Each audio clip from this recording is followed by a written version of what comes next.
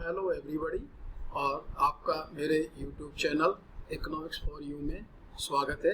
आशा करता हूं कि आप सभी अच्छी प्रकार से होंगे। पिछले वीडियो लेक्चर में हमने उपभोक्ता संतुलन से जुड़ी हुई 4 अवधारणाएं देखी थी। उपभोक्ता, उपयोगिता, उपयोगिता विश्लेषण और उसकी मान्यताएं, कुल उपयोगिता और सीमांत उपयोगिता और उन दोनों का आपस का संबंध। अब हम उससे आगे बहुत ही महत्वपूर्ण कंसेप्ट सीमांत उपयोगिता हर्ष नियम अर्थात law of diminishing marginal utility और सम सीमांत उपयोगिता नियम और उसके द्वारा उपभोक्ता का संतुलन कैसे स्थापित होता है उसके बारे में आज डिस्कस करेंगे। दोनों ही बहुत महत्वपूर्ण बिंदु हैं। इन दोनों बिंदुओं को आज गहराई से समझने का प्रयास करेंगे। वीडियो शुरू से लेकर के लास्ट तक अवश्य देखें और वीडियो अच्छा लगे तो आप उसको लाइक करें और इस चैनल को सब्सक्राइब करें। तो आइए अब हम शुरुआत करते हैं सीमांत उपयोगिता ह्रास नियम से। दोस्तों आपने देखा होगा कि आप जब किसी वस्तु का लगातार उपयोग करते हैं तो उसकी जैसे जैसे इकाइयां आप आगे प्रयोग करते जाते हैं तो उनसे मिलने वाली सीमांत उपयोगिता लगातार घटती जाती है। जैसे मान लीजिए आप 4 चपाती खाते हैं और जब आपने महसूस किया होगा कि आप जब पहली चपाती खाते हैं तो आपको कुछ ज्यादा संतुष्टि सी प्राप्त होती है और जैसे जैसे चपाती का आप उपयोग बढ़ाते जाते हैं वैसे वैसे मिलने वाली संतुष्टि धीरे धीरे कम होती जाती है और एक स्थिति ऐसी आ जाती है कि आप उसके बाद चपाती का उपभोग नहीं करना चाहते। इसी से जुड़ा हुआ अर्थशास्त्र का बहुत महत्वपूर्ण नियम जो उपभोक्ता विश्लेषण में लागू होता है उसे हम कहते हैं सीमांत उपयोगिता ह्रास नियम, law of diminishing marginal utility. इस नियम को सबसे पहले 1958 में जर्मनी के प्रसिद्ध अर्थशास्त्री H.H. गोसेन के द्वारा दिया गया था। इस नियम को उन्हीं के नाम से हम गोसेन का प्रथम नियम भी कहते हैं। इस नियम की व्याख्या करते हुए बाद में मार्शल जैसे अन्य अर्थशास्त्रियों ने बताया कि अन्य बातें समान रहने पर जब आप किसी वस्तु की इकाइयों का लगातार उपभोग बढ़ाते जाते हैं तो आने वाली प्रत्येक इकाई से प्राप्त होने वाली सीमांत उपयोगिता या अतिरिक्त उपयोगिता घटती हुई प्राप्त होगी और उसके बाद में यह शून्य हो सकती है और यदि आगे भी यदि वस्तु का उपभोग किया जाए तो ये ऋणात्मक भी हो सकती है। इस नियम की अवधारणा कुछ मान्यताओं पर आधारित है। ये मान्यताएं निम्न प्रकार हो सकती हैं जैसे कि उपभोक्ता विवेकशील प्राणी होता है। इस पर हम पहले भी डिस्कस कर चुके हैं। विवेकशील से मतलब है वह प्रत्येक निर्णय को सोच समझकर करता है। दूसरा, उपयोगिता को मापा जा सकता है। जैसा कि हमने पिछले विश्लेषण में देखा था कि उपयोगिता को हमने यूटिल्स की इकाइयों के रूप में मापा था, वैसे ही यहाँ मुद्रा के द्वारा भी हम उपयोगिता को माप सकते हैं। ऐसे जब मुद्रा के द्वारा उपयोगिता को माप सकते हैं तो इसीलिए इस विश्लेषण में मुद्रा की सीमांत उपयोगिता को स्थिर मान लिया गया है, अर्थात मुद्रा की प्रत्येक इकाई से प्राप्त होने वाली सीमांत उपयोगिता स्थिर रहती है। इसके अलावा एक वस्तु की जिन इकाइयों का उपभोक्ता कर रहा है वे सभी इकाइयां समरूप मान ली गई हैं, उनमें किसी प्रकार की भिन्नता नहीं है। एक मान्यता इस प्रकार की भी रखी जाती है कि उपभोक्ता की आय, रुचि, आदत, उस फैशन आदि में कोई परिवर्तन नहीं होना चाहिए। जिस अवधि में हम विश्लेषण कर रहे हैं उस अवधि में ये सारी चीजें अपरिवर्तनशील रहनी चाहिए। अब हम इस नियम के स्पष्टीकरण की बात करें तो हमें 2 चीजें चाहिए, कुल उपयोगिता और सीमांत उपयोगिता। इसलिए हम पूर्व उदाहरणों की तरह ही एक काल्पनिक कुल उपयोगिता और सीमांत उपयोगिता की सारणी बना सकते हैं और उस सारणी के आधार पर हम रेखा चित्र का निर्माण भी कर सकते हैं, जैसा कि हमने पिछले वीडियो में देखा था।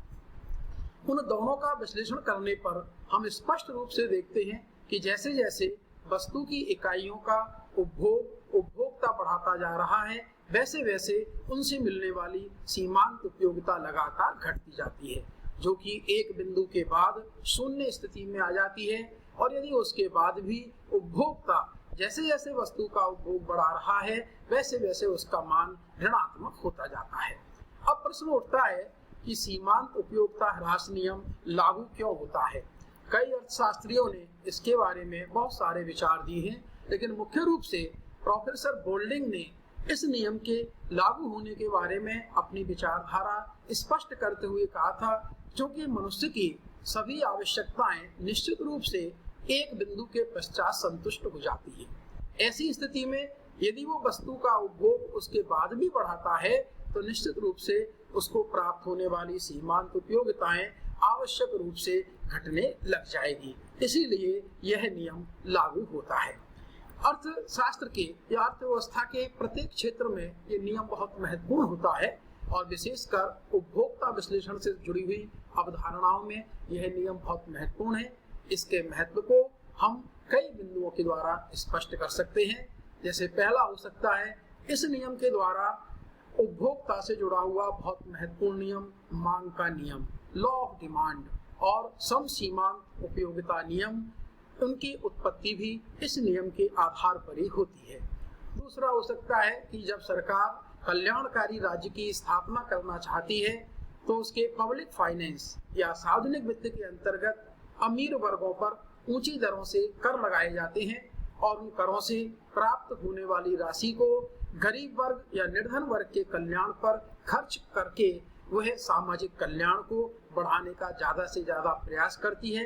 अर्थात यह सार्वजनिक कल्याण को बढ़ाने का एक आधार प्रदान करता है। तीसरा, इस नियम के द्वारा हम हीरा पानी विरोधाभास को भी समझा सकते हैं, डायमंड वाटर पैराडॉक्स, जो बहुत महत्वपूर्ण अवधारणा है। इसको आप बारीकी से समझें, क्योंकि हीरा और पानी, हीरा बहुत कम मात्रा में उपलब्ध होता है, पानी हमारे पास पर्याप्त मात्रा में उपलब्ध होता है। इसलिए हीरा की अंतिम इकाई से प्राप्त होने वाली सीमांत उपयोगिता बहुत अधिक होती है, जबकि पानी की अंतिम इकाई से प्राप्त होने वाली सीमांत उपयोगिता तुलनात्मक रूप से काफी कम होती है। इसलिए एक उपभोक्ता पानी की बढ़ती इकाइयों के लिए अधिक कीमत देना नहीं चाहता, जबकि हीरा की दुर्लभता के कारण उपभोक्ता उसकी आगे आने वाली इकाइयों के लिए ज्यादा मूल्य चुकाने को तैयार होता है। अर्थात प्रत्येक वस्तु का मूल्य कुल उपयोगिता के आधार पर नहीं बल्कि सीमांत उपयोगिता के आधार पर होता है। यहाँ आप स्पष्ट रूप से यह समझ लें कि पानी की कुल उपयोगिता यद्यपि सर्वाधिक है, लेकिन क्योंकि उसकी सीमांत उपयोगिता कम है, इसलिए उसके लिए व्यक्ति या उपभोक्ता कम मूल्य चुकाना चाहता है। जबकि हीरा की कुल उपयोगिता कम है लेकिन सीमांत उपयोगिता अधिक होने से उपभोक्ता उसका अधिक मूल्य चुकाना चाहता है। ऐसी स्थिति को ही हम हीरा पानी विरोधाभास के नाम से जानते हैं। उपभोक्ता विश्लेषण से जुड़ा हुआ दूसरा जो नियम है वो है सम सीमांत उपयोगिता नियम, इक्वल मार्जिनल यूटिलिटी लॉ। और उस नियम के द्वारा एक उपभोक्ता किस प्रकार से अपने संतुलन को प्राप्त करता है, इसको समझने का हम प्रयास करेंगे। यह नियम भी 1958 में जर्मनी के प्रसिद्ध अर्थशास्त्री H.H. गोसेन के द्वारा ही दिया गया था। इस नियम को हम गोसेन का द्वितीय नियम भी कहते हैं। यह नियम बताता है कि एक उपभोक्ता अपना व्यय या उसके पास जो राशि खर्च करने के लिए है वह उसको विभिन्न वस्तुओं पर किस प्रकार खर्च करे जिससे उसे अधिकतम संतुष्टि प्राप्त हो। तो एक उपभोक्ता अधिकतम संतुष्टि प्राप्त करने के लिए इस नियम के अनुसार अपनी राशि को विभिन्न वस्तुओं पर इस प्रकार खर्च करेगा कि प्रत्येक स्थिति में व्यय की अंतिम इकाइयों से प्राप्त होने वाली सीमांत उपयोगिताएं उसके लिए बराबर बराबर हो जाएं। यदि ऐसी स्थिति होती है तभी उस उपभोक्ता को अधिकतम संतुष्टि प्राप्त हो सकती है। अन्यथा यदि वो दूसरे प्रकार से व्यवहार करता है या अन्य किसी प्रकार से अपना खर्चा करता है तो निश्चित रूप से उसको अधिकतम उपयोगिता प्राप्त नहीं हो सकती। इसलिए एक उपभोक्ता जब अधिकतम संतुष्टि प्राप्त कर रहा होता है तो उसे उपभोक्ता का संतुलन या कंज्यूमर्स इक्विलिब्रियम की स्थिति कहा जाता है। यह नियम भी कुछ मान्यताओं को लेकर चलता है जिस प्रकार से अन्य नियम अर्थशास्त्र के मान्यताएं लेकर चलते हैं। ऐसी कुछ मान्यताएं निम्न प्रकार हो सकती हैं, जैसे उपभोक्ता का व्यवहार विवेकपूर्ण होना चाहिए, उपयोगिता को मापा जा सकता है, क्योंकि यह विचारधारा गणनावाचक विचारधारा पर आधारित है। इस नियम में भी मुद्रा की सीमांत उपयोगिता को स्थिर मानना, वस्तु की सभी इकाइयों को समरूप मानना और उपभोक्ता से जुड़ी हुई विभिन्न चीजें जैसे उसकी रुचि, आदत, फैशन आदि को भी अपरिवर्तनशील मान लिया गया है। जब ये शर्तें पूरी होती हैं तब वो उपभोक्ता संतुलन किस प्रकार स्थापित होगा, इसको हम निम्न प्रकार देख सकते हैं। इस नियम के अनुसार उपभोक्ता संतुलन स्थापित होने के लिए दो शर्तें आवश्यक मानी जाती हैं। पहली शर्त होती है MUX बटा PX is equal to MUY upon PY is equal to dash dash is equal to MUM upon PN, अर्थात विभिन्न वस्तुओं की सीमांत उपयोगिताएं और उनकी प्रति इकाई कीमतों का अनुपात बराबर बराबर होना चाहिए। ये उपभोक्ता संतुलन की पहली शर्त है। दूसरी शर्त के अनुसार X into PX plus Y into PY plus dash dash plus N into PN is equal to M। इसका तात्पर्य है उपभोक्ता द्वारा प्रत्येक वस्तु की खरीदी गई इकाइयां और उसकी प्रति इकाई कीमत का गुणा करके प्राप्त होने वाली सभी राशियों को जोड़ लिया जाए तो उसका योग उपभोक्ता की मौद्रिक आय या उसके द्वारा खर्च की जाने वाली राशि के बराबर होना चाहिए। यदि ये दोनों शर्तें उपभोक्ता पूरी कर रहा है तभी उसे अधिकतम संतुष्टि प्राप्त हो सकती है, अर्थात उसका संतुलन स्थापित हो सकता है।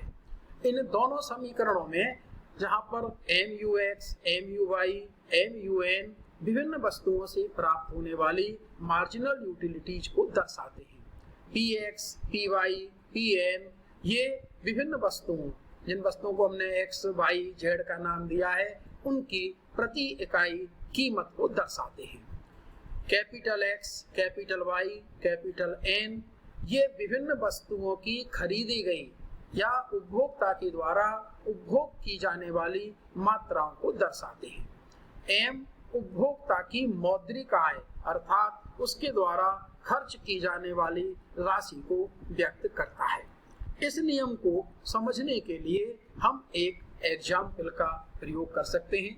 यहाँ पर जो एग्जाम्पल दिया गया है, आप उसके अलावा अपनी स्वेच्छा से कोई दूसरा एग्जाम्पल भी ले सकते हैं और उसके अनुसार इस नियम को सिद्ध कर सकते हैं। यहाँ जो एग्जाम्पल है उसके अनुसार आप समझने का प्रयास करें।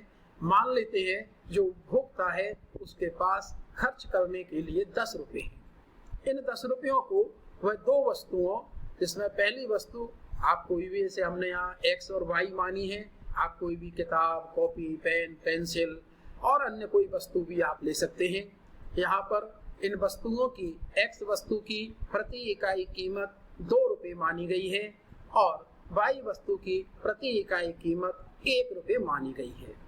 ऐसी स्थिति में उपभोक्ता उस वस्तु का जब प्रयोग करता है तो उसको प्राप्त होने वाली सीमांत उपयोगिताएं निम्न प्रकार हमें प्राप्त होती हैं, जो कि एक टेबल में नीचे दर्शाई गई है।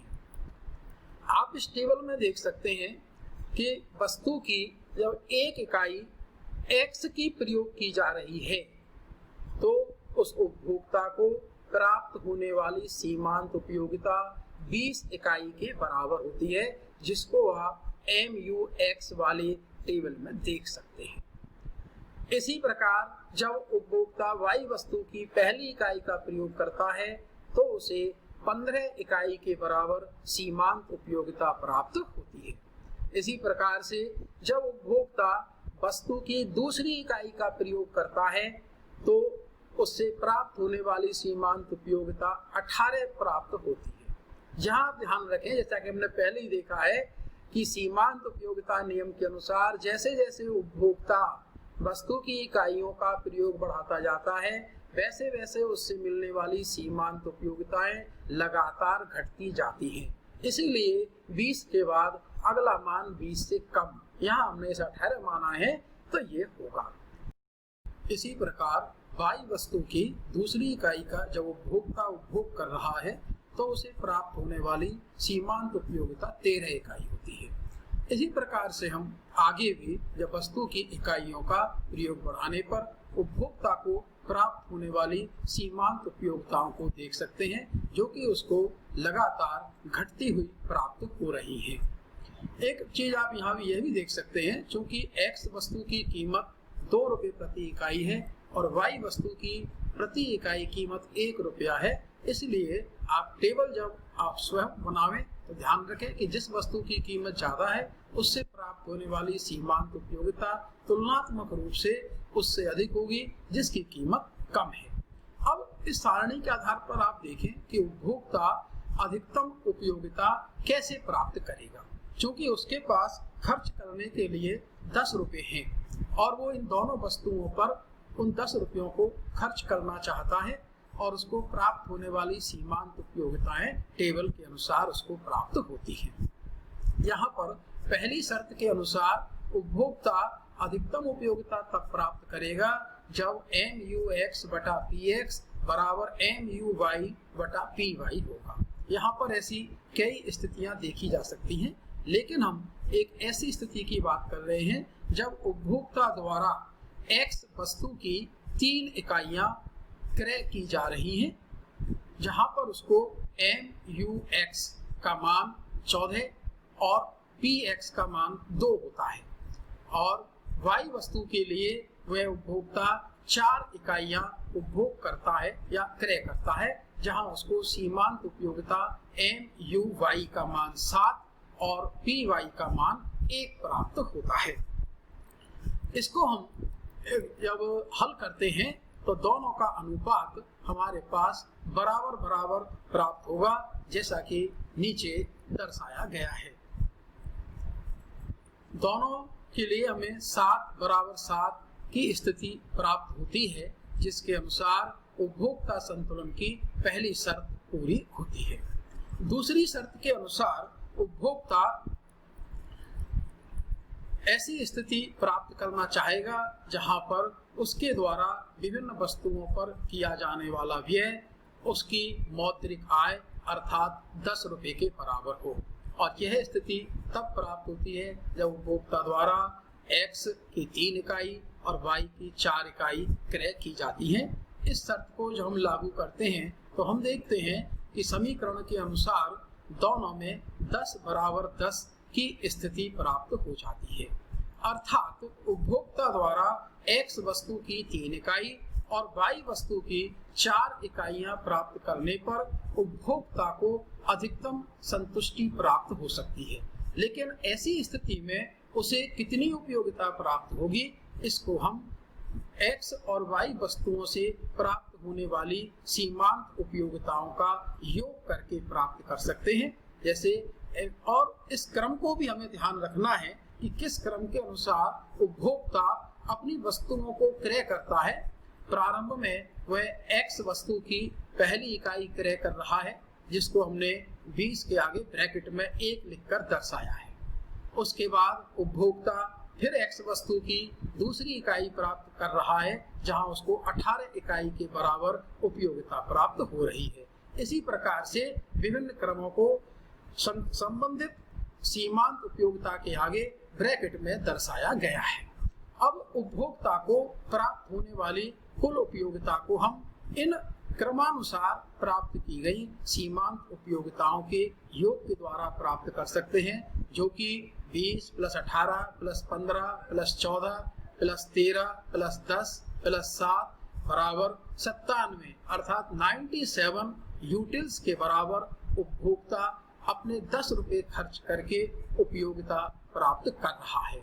यह प्रत्येक स्थिति में प्राप्त होने वाली सर्वाधिक उपयोगिता होती है, इसीलिए इसको हम उपभोक्ता संतुलन की स्थिति कह सकते हैं। यदि उपभोक्ता इसके अलावा अन्य कोई भी व्यवहार करता है, जैसे कि मान लें कि उपभोक्ता X वस्तु की 3 इकाई के बजाय 4 इकाइयां क्रय करने का निर्णय लेता है, तो 4 इकाइयां क्रय करने पर उसके 2 रुपए प्रति इकाई के हिसाब से 8 रुपए खर्च हो जाते हैं। शेष 2 रुपयों से वह Y वस्तु की 2 इकाइयां प्राप्त कर सकता है। इनसे प्राप्त होने वाली सीमांत उपयोगिताओं को आप जोड़ें और उससे यदि कुल उपयोगिता का मान ज्ञात करें तो आप देखेंगे कि उसको प्राप्त होने वाली सीमांत उपयोगिता 87 इकाई के बराबर प्राप्त होती है।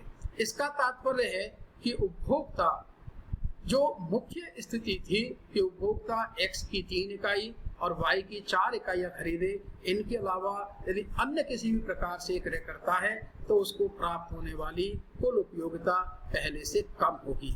इसलिए सम सीमांत उपयोगिता नियम का पालन करके ही, अर्थात अपने व्यय की अंतिम इकाइयों से प्राप्त होने वाली सीमांत उपयोगिताएं और कीमतों के अनुपात को बराबर करके ही वह अधिकतम उपयोगिता प्राप्त कर सकता है।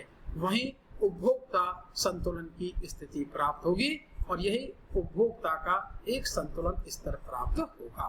तो इसको आप अन्य अलग अलग उदाहरण लेकर के देख सकते हैं और आप देखेंगे कि जब उपभोक्ता इस नियम से हटकर के व्यवहार करता है तो उसको प्राप्त होने वाली कुल उपयोगिता बढ़ने के बजाय या अधिकतम होने के बजाय कम होती जाती है। अतः उपभोक्ता को इसी नियम का पालन करके अधिकतम उपयोगिता प्राप्त करनी चाहिए। इसके बाद हम देखते हैं कि यह नियम हर स्थिति में लागू होता है, लेकिन उसके बाद भी इसकी कुछ सीमाएं हैं। ये सीमाएं निश्चित रूप से बहुत महत्वपूर्ण होती हैं। जैसा कि इस नियम में हमने माना है कि उपभोक्ता विवेकशील प्राणी है और उसको सभी वैकल्पिक संयोगों की पूरी जानकारी होती है, लेकिन अनेक अर्थशास्त्रियों का कहना है कि वास्तव में ऐसी स्थिति नहीं पाई जाती और वह अपनी इच्छा अनुसार अलग अलग संयोगों को चुन लेता है, चाहे उससे उसको कम उपयोगिता प्राप्त हो रही हो। एक अन्य सीमा इसकी यही मानी जाती है कि इस विश्लेषण में सभी वस्तुओं को विभाजनीय मान लिया गया है, जबकि हम देखते हैं कि कई बार कुछ वस्तुएं ऐसी होती हैं जिनको छोटे छोटे भागों में विभाजित नहीं कर सकते, उनको अविभाज्य कहा जा सकता है। नेक्स्ट हो सकती है कि इस विश्लेषण में बजट अवधि को अनिश्चित मान लिया गया है, जो कि अर्थशास्त्रियों के अनुसार उचित नहीं माना जा सकता, क्योंकि सामान्य रूप से बजट की एक अवधि 1 वर्ष निर्धारित होती है। यदि उसको हम अनिश्चित मान लें तो विश्लेषण सही नहीं ठहरता। लेकिन इसके बाद भी यह कहा जा सकता है कि सीमाएं इतनी महत्वपूर्ण नहीं है जितना कि नियम की अवधारणा महत्वपूर्ण है, और विश्लेषण से हम देख भी चुके हैं कि उपभोक्ता यदि अधिकतम संतुष्टि प्राप्त करना चाहता है तो उसे सम सीमांत उपयोगिता नियम का पालन करना ही पड़ेगा। दोस्तों, आज का विश्लेषण कैसा लगा आपको? आप कमेंट बॉक्स में जाकर के कमेंट करें, और इससे आगे के जो बिंदु हैं जो और भी बहुत महत्वपूर्ण है उनको हम अगले वीडियो में डिस्कस करेंगे। धन्यवाद। वीडियो से रिलेटेड आपको कोई भी डाउट है तो कमेंट करके बताएं। आप लोगों को नोट्स चाहिए तो आप कमेंट कर सकते हैं, और वीडियो अगर अच्छी लगी हो तो उसे लाइक करें, अपने दोस्तों के साथ शेयर करें, और हाँ, चैनल को सब्सक्राइब करना ना भूलें और बेल आइकन को प्रेस कर दें, जिससे रेगुलर आपको अपडेट्स मिलते रहें हमारी जो भी नई वीडियोज हैं। Thank you.